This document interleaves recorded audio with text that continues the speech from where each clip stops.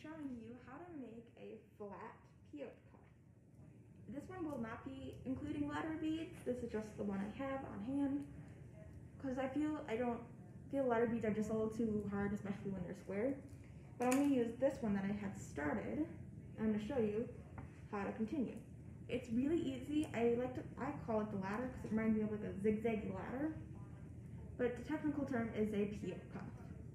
P-E-Y-O-T-E is how you spell it, or a flat cuff. It goes by many names. So you take your candy single, and then you want to take your string. I can find my string that I just had. Here it is. And I always make mine a little lots longer, so I'm actually going to be using it from the bundle. And all you do is you pick your pattern, pick your colors. Once you have your single, I'm going to show you on this one. You go slide it through, and then what I do is I tie it so it stays put. But for now, I'm just going to show you how. And then you go take your string, so you have it like this, it's on like a little loop. And that's why you want to do a pattern with these, so 3 or 4, depending on what you choose. So you want to have them so you can stack them, and they alternate, like so. Come on. There we go. So I'm just going to pick random beads for this one just to show. So you go under, slide a bead, over. So I'm going to go slide under the gray, attach a bead, go over this pink one, this hot pink, and then go back under a black. So it looks like it's like a 4, a little X, a little P. That's the word to take. And I'm going to pick another bead, and I'm going to do the same thing. I'm going to slide it. I'm going to go under. I'm staying under the black. Move it. String on the new bead. Now I'm going over, under, and you want to pull it through. Let me. And then you have this. So, oh, come on. I'm sorry. This is really crappy. So you have this, and you want to continue doing that. And then let's say you got it all the way around. What do you do next? So I'm going to just pretend I have this all the way and then back to the beginning. You then would have your second layer, and flip it. And then you just keep on going, slide it under, add a bead, over, under and over.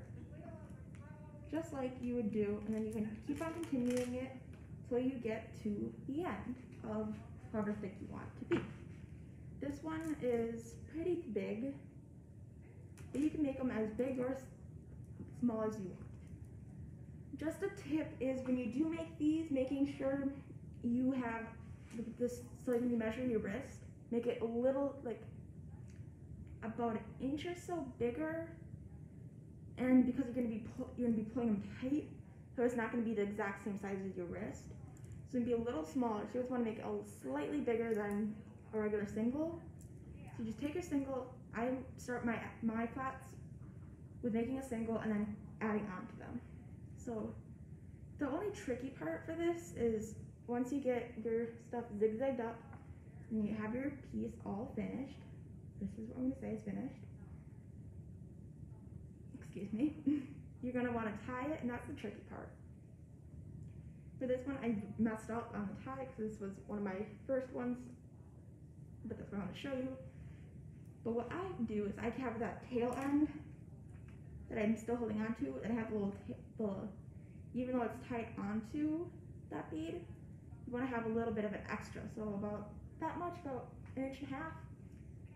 And then you want to take that with your end, say your other end, that you just have the beads going under, and you tie them together, pull them tight, tie them again, double knot them, and then it should be nice and flat and smooth. Like here, you can see it. You don't even see it because it's so. Then it just tucks in.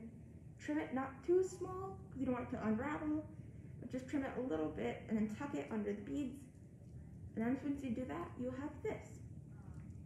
These are slightly harder, and they do require a lot more beads and a lot more string, because you're almost using double the length of string.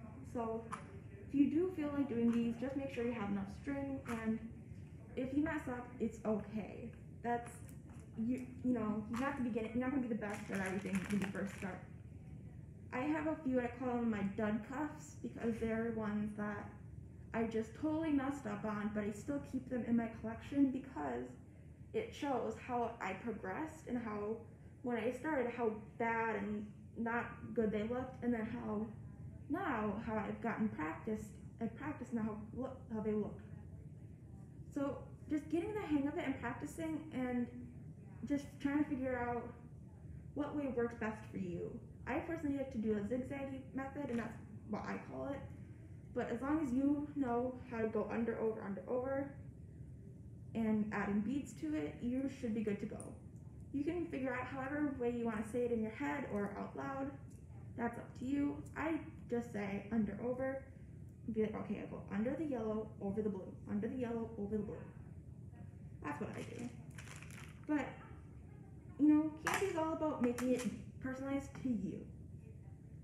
And I think my favorite part about singles and cuffs is that once you have a single, you can make the flat cuffs. Now, once you have a flat cuff, you can know how to make X bases. And the X base is more tricky than these because it requires like an X shape. But those are, and maybe we'll be doing a tutorial on those, but those are very tricky, I think, just because of the way to visualize it. But once you have an X base, it can make carousel cuffs, and so on and so forth. So I really hope you enjoyed this video, and if you do, please subscribe, and my next videos will be major Plur package unboxing. I have 2 Plur packages coming in, and I'm going to do a double unboxing of them, and I'm very excited to see what I'm getting. So tune in next time for a double Plur package unboxing, and stay Plur.